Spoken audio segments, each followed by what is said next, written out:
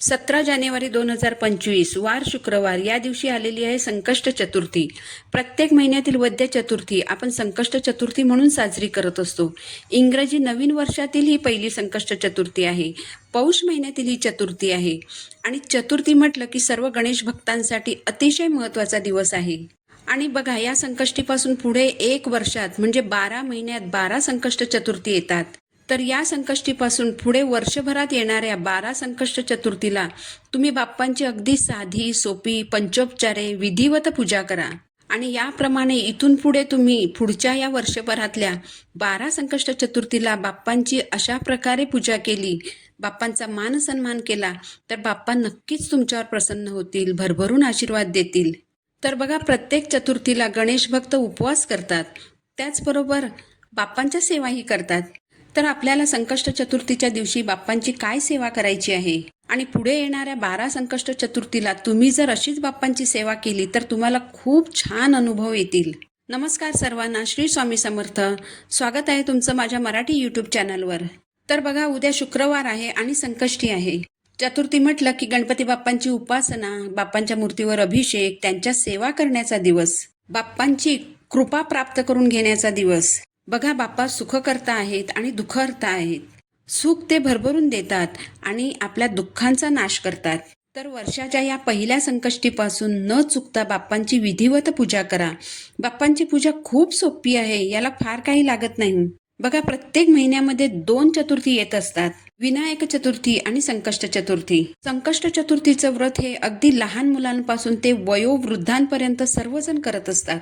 कारण गणपती बाप्पा हे सर्वांचेच म्हणजे लहानांपासून ते मोठ्यांपर्यंत अगदी सर्वांचे लाडके दैवत आहे. आणि अनेक माता ह्या आपल्या मुलांच्या सुखासाठी, मुलांच्या दीर्घायुष्यासाठी, त्यांच्या प्रगतीसाठी गणपती बाप्पाचं व्रत करत असतात. गणपती बाप्पा ही विद्येची देवता असल्याने मुलांना त्यांच्या शिक्षणामध्ये, त्यांच्या कष्टामध्ये नशिबाची साथ मिळावी यासाठी गणपती बाप्पाची सेवा केली जाते. कारण गणपती बाप्पा ही लवकर पावणारी देवता आहे. तर उद्या चतुर्थीला आपल्याला बाप्पांची सेवा करायची आहे. रोज देवपूजा करताना आपण काय करतो की थोडंसं पाणी घेऊन बाप्पांना फक्त आंघोळ घालतो. अगदी 2 चमचे पाणी घेतो आणि बाप्पांना आंघोळ घालतो.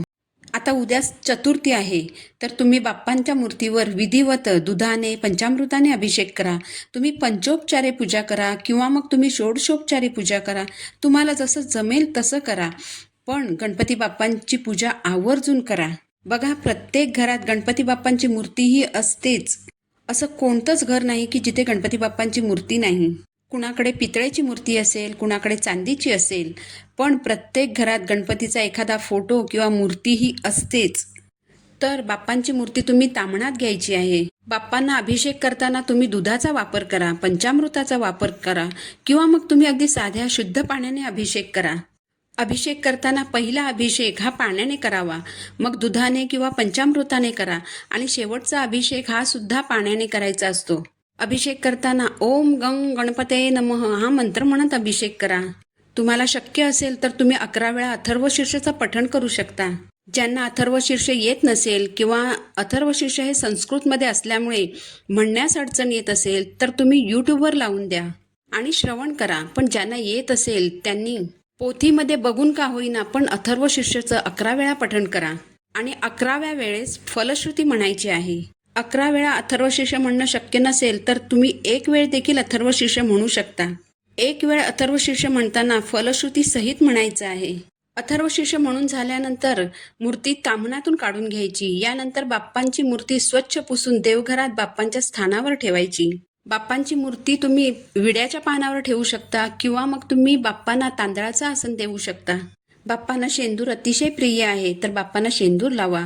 अष्टगंध असेल तर अष्टगंध लावा. गणपती बाप्पांना हळद कुंकू अर्पण करा.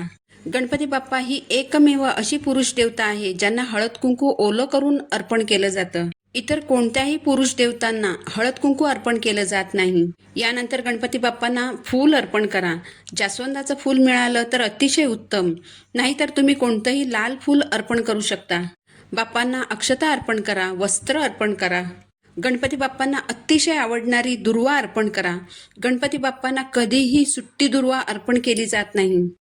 म्हणून 21 किंवा 11 दुर्वांची जुडी बाप्पांना अर्पण करा. दुर्वांची जुडी अर्पण करताना धाग्याने बांधलेला जो भाग असतो तो बाप्पांकडे करायचा आहे आणि शेंड्याकडील भाग हा आपल्याकडे करायचा आहे. बाप्पांना धूपदीपाने ओवाळा. यानंतर बाप्पांना अगदी मनोभावे नमस्कार करा. बाप्पांना प्रार्थना करा. तुमच्या आयुष्यात जे काही चालू आहे ते बाप्पांना सांगा. कोणत्या गोष्टीमध्ये जर तुम्हाला बाप्पांची मदत हवी असेल तर तेही बाप्पांना सांगा. बघा, गणपती बाप्पा ही अतिशय भोळी आणि शीघ्र पावणारी देवता आहे. तुम्ही मदत मागितली आणि बाप्पांनी ती केली नाही असं होतच नाही. म्हणून तुमची जी अडचण असेल, दुःख असेल, समस्या असेल, संकट असेल ते बाप्पांना सांगा. बाप्पांना नैवेद्य अर्पण करा. नैवेद्य बघा, आपण दर चतुर्थीला मोदकाचा नैवेद्य बाप्पांना अर्पण करत असतो. तुम्ही गुळ खोबऱ्याचं नैवेद्यही बाप्पांना अर्पण करू शकता. या महिन्यामध्ये बघा, हा पौष महिना चालू आहे. या महिन्यामध्ये तीळ जे आहेत त्याला महत्त्व आहे. तर तीळ आणि गूळ सुद्धा तुम्ही बाप्पांना अर्पण करू शकता. दुसरं म्हणजे तुम्ही जर उपवास करणार असाल तर तो उपवास तुम्हाला चंद्रोदय झाल्यानंतरच सोडायचा आहे. चंद्रोदय झाल्यानंतर चंद्राची पूजा करूनच उपवास सोडायचा आहे. जर कुणाला ठराविक वेळेत औषधं वगैरे घ्यावी लागत असतील तर त्यांनी उपवास करू नये. तुम्ही फक्त सेवा करा. उपवास करण्यापेक्षा सेवा करणं जास्त कठीण आहे. कारण उपवास म्हणजे फक्त उपाशी राहायचं असतं. पण सेवा करणं म्हणजे वेळात वेळ काढून बाप्पांची सेवा करायची आहे, जे की उपवासापेक्षा कठीण आहे. त्यामुळे तुम्हाला उपवास करणं शक्य नसेल तर काही हरकत नाही, तुम्ही सेवा करा. जे उपवास करणार असतील त्यांनी रात्री चंद्रोदय झाल्यानंतर उपवास सोडायचा आहे. कधी कधी काय होतं की ढगाळ वातावरण असतं आणि त्यामुळे चंद्रोदय जरी झाला तरी आपल्याला चंद्र दिसत नाही. तर अशा वेळेस तुम्ही कॅलेंडरमध्ये चंद्रोदयाची वेळ पाहून घ्या.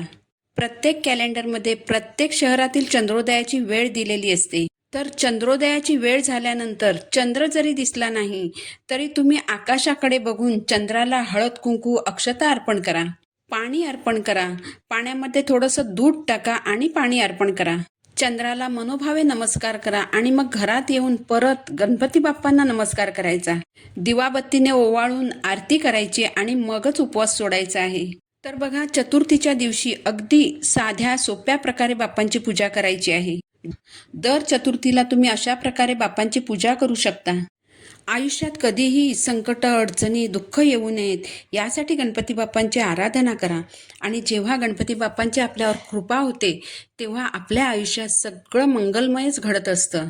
बघा, चतुर्थीच्या दिवशी आपल्या घरात सकाळ संध्याकाळ गणपती बाप्पांची आरती व्हायलाच हवी. गणपती स्तोत्र म्हणायला हवं. अथर्व शीर्षाचं पठण व्हायला हवं. गणपती स्तोत्र आणि अथर्व शीर्ष तुम्ही दिवसभर घरात यूट्यूबवर लावून ठेवू शकता. घरात वातावरण खूप प्रसन्न राहतं. घरातील लहान मुलांच्या आयुष्यावर याचा खूप चांगला परिणाम होतो. महिलांनी आपल्या घराच्या सुखासाठी, मुलांच्या प्रगतीसाठी, मुलांच्या दीर्घायुष्यासाठी गणपतीचं व्रत करायलाच हवं. मनापासून हे व्रत केल्याने याचा जो लाभ आहे तो आपल्या घराला, आपल्या मुलाबाळांना, आपल्या संसाराला होत असतो. तर ही इंग्रजी वर्षातली पहिली संकष्टी आहे. या संकष्टीपासून पुढे 12 चतुर्थी याच प्रकारे बाप्पांची सेवा करा. बाप्पांचा मानसन्मान करा. बाप्पा तुम्हाला भरभरून फळ देतील. माहिती आवडली असेल तर व्हिडिओला लाईक करा, चॅनलला सबस्क्राईब करा. पुन्हा भेटू नवीन व्हिडिओसोबत. श्री स्वामी समर्थ.